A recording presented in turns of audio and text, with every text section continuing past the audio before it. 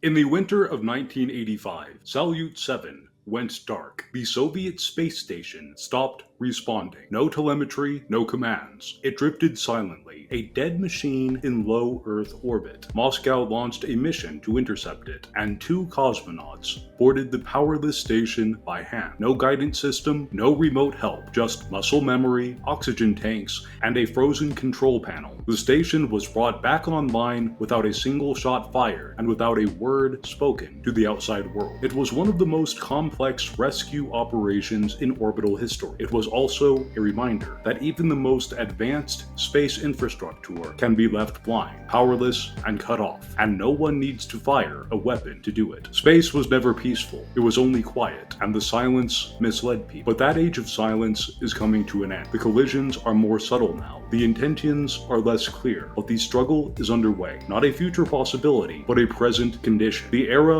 of space warfare has finally arrived. It is no longer relegated to science fiction, and in this video, we'll discuss how the era of space warfare, has finally arrived. It is no longer science fiction, and in this video, we'll address the intricacies of space combat and what it means for geopolitics for the foreseeable future. And in this video, we will discuss the reality of space warfare and its implications for geopolitics. Let's begin.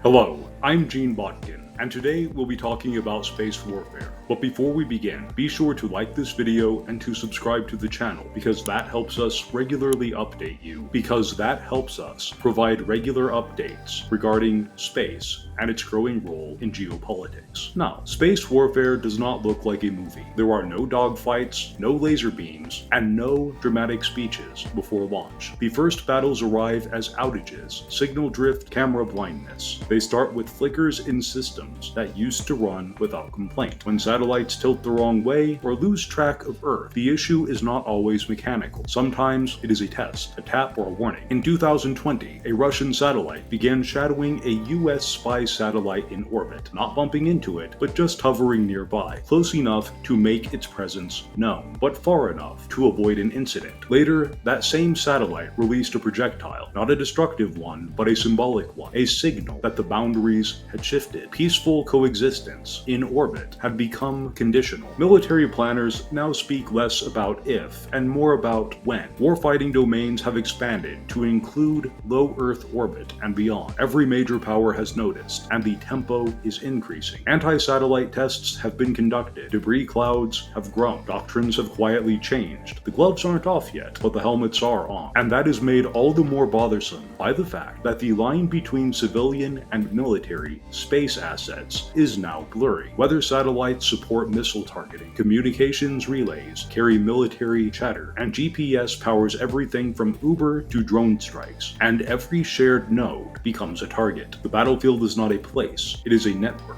and the network is already under stress. This is a somewhat recent development. A satellite used to be a standalone machine, but now it is a node, part of a network, and like any node, it can be scanned, pinged, spoofed, or hijacked. Modern satellites run on software-defined radios and communicate over encrypted channels, but encryption doesn't mean invulnerable. Every layer of complexity adds a new way in. For example, a commercial imaging satellite today depends on firmware integrity, secure command links, and access controls on the ground. Any one of those can be a point of failure, and a bad actor doesn't need to shoot it down. Instead, they can impersonate a ground station, send corrupted packets, or exploit outdated protocols. Sometimes they don't even touch the satellite itself, but rather they compromise the company's internal network and wait for the next update to ride along. That has already happened. Not all of it has been publicized, but some of it has. For example, in the days leading up to the Ukraine invasion, a satellite internet provider was hit with a cyber attack that disabled thousands of terminals. It was not a side effect, it was a primer, and it worked. Space systems increasingly resemble cloud infrastructure. They are virtualized, distributed, and dependent on remote updates and persistent connectivity. That connectivity is the new attack surface. It runs through ground stations, undersea cables, leased server racks, and third-party contractors. That's a long supply chain, and it's already under tension. What used to be a satellite problem is therefore now a cybersecurity problem, and what used to be a national defense issue is now buried beneath vendor contracts and logging dashboards. So let us say that orbital warfare has entered the system administrator. So it's official. Orbital warfare is currently in the sysadmin stage, and amazingly, the most prominent actor which has entered this phase of new space warfare has been Starlink. When Starlink entered the war in Ukraine, it did not arrive with flags or uniforms. It arrived with routers. Terminals were handed out to soldiers, hospitals, and drone operators. And within weeks, Ukrainian forces were using Starlink to coordinate strikes, stream reconnaissance footage, and maintain battlefield command under fire. A commercial service had become a military asset. It did not need to be reconfigured. It already worked that way. And that is the nature of dual-use infrastructure, which nearly all space-based infrastructure is. Starlink was built for consumers, but its architecture, which featured high bandwidth, low latency, and global reach, made it valuable for defense. It was not designed as a weapon, but it behaved like one, and that turned it into a target which Russia targeted. Reports surfaced of GPS jamming, signal interference, and attempts to geolocate terminal users. The line between tactical use and strategic liability thin, and when a Ukrainian drone strike is live-streamed through a commercial satellite, questions about neutrality go out the window, and cybersecurity became the front line in the nascent conflict. Starlink pushed out rapid firmware updates to counter jamming attempts on its infrastructure, and the attack surface widened. Terminals in the field, ground stations overseas, and the supply chain. None of it was behind a military firewall, and that's the new problem. Civilian infrastructure does not have the same assumptions about threat modeling, but in modern war, it gets pulled in anyway, and no satellite is neutral once it carries military data, and no cyber attack on that satellite is clean. This results in a gray zone, one where firmware exploit can look like a kinetic escalation, and where civilian engineers become the system administrators of a live battlefield. And that is quite likely to be the most shocking reality of modern space warfare, because most people, when they think about space warfare, look upward. But the real vulnerability is down here, usually in a remote field, behind a fence, and inside a prefabricated building with decent air conditioning and a bad password policy. Ground stations are the command centers of orbital infrastructure, and they are normally underdefended. A satellite doesn't do much without a ground link. Commands go up, data goes down. Updates, telemetry, health checks, all of these flow through these points. Some are government-run, and many are private. A surprising number are shared. NASA, the military, Amazon, and small satellite startups often rent space on the same antennas, and that makes coordination cheaper and attacks more scalable. If you compromise the ground station, then you don't need to attack the satellite because you own the data pipeline. You can spoof commands, block updates, and impersonate control systems. Some hackers target the satellite's control network directly, while others go after the contractor, the vendors, and the IT staff. The attack surface is distributed, but the effect converges. You lose the signal, or worse, you send the wrong one. None of this is hypothetical, and the most disturbing aspect of this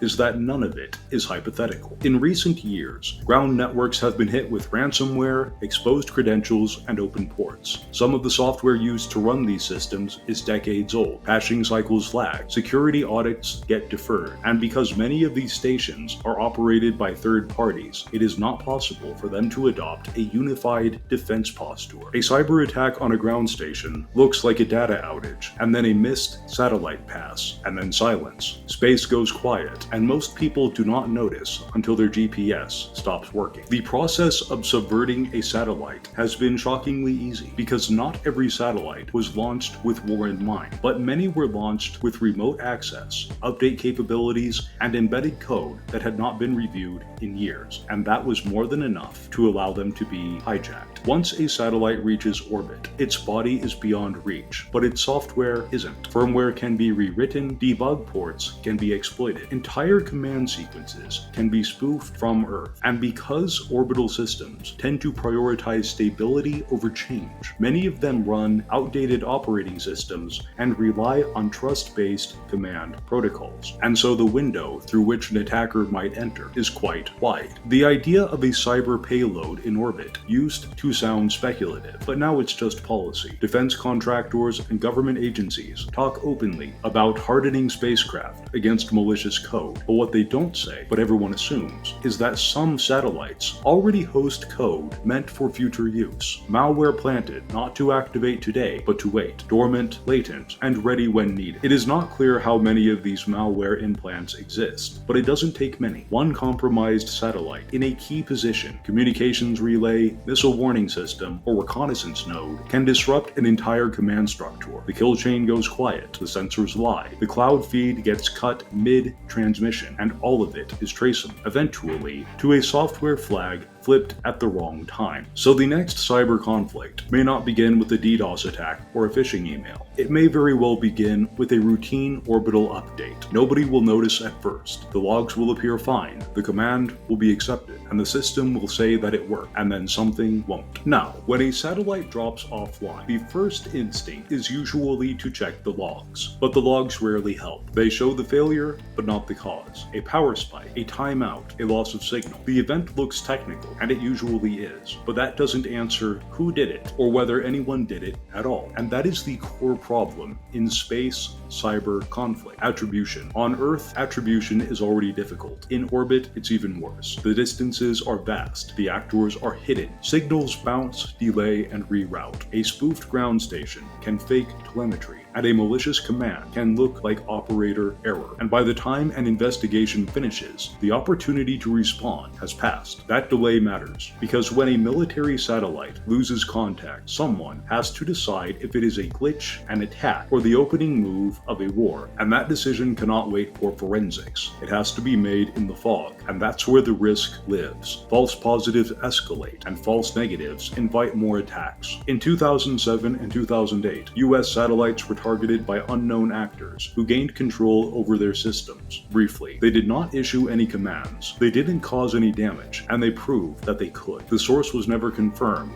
and the message was received. Cyber operations thrive in ambiguity. They're cheap, fast, and hard to trace, and that makes them ideal tools for pressure without provocation. But in a space environment, the stakes are higher. A lost satellite affects communications, targeting, and navigation. A single disruption ripples through a dozen domains, and still no one's name is attached, just a quiet failure drifting above the earth. So let us say that the new arms race is invisible. The Cold War had parades, rockets rolled through Red Square, presidents toured missile silos, and the old space race was public, visible, and loud. But this one isn't. The new arms race is unfolding in code bases, server racks, and encrypted channels. It does not rely on size or payload. It relies on access, latency, and persistence. A skilled cyber operator can do more with a laptop and a bad password than a missile ever could. The damage is not always dramatic, it is systematic. It corrodes trust in infrastructure, and that is enough to win. Nation states are investing accordingly. China's military doctrine includes offensive cyber capabilities aimed at space assets. The US is building zero-trust architectures for satellite constellations. Russia has tested jammers and digital interference operations across multiple theaters. And even small states now talk about satellite disruption as an affordable deterrent. Launch capacity still matters, but software skill matters more. Private companies are caught in the crossfire. Starlink, OneWeb, Planet. These firms built global networks, then found themselves drafted into strategic competition. Their systems were not hardened for cyber war. They were built to scale, not to survive. And now they're being asked to do both. Moreover, no treaties govern cyber conflict in space. There is no Geneva Convention for orbital firmware, and there are no clear red lines. And that's not an oversight, it's the point. Ambiguity favors the bold. Therefore, this arms race will not be won by who builds the biggest satellite. It'll be won by who writes the cleanest exploit, hides the deepest backdoor, and leaves no trace when the signal dies. The space wars have already begun, not with fire, but with silence, not with impact, but with interference. Satellites drift and ground stations blink. Software behaves unpredictably, and for most people, the world keeps turning. GPS still loads. Weather forecasts still update until they don't. What used to be a domain of cooperation is now a battlefield of keystrokes. What used to be international prestige is now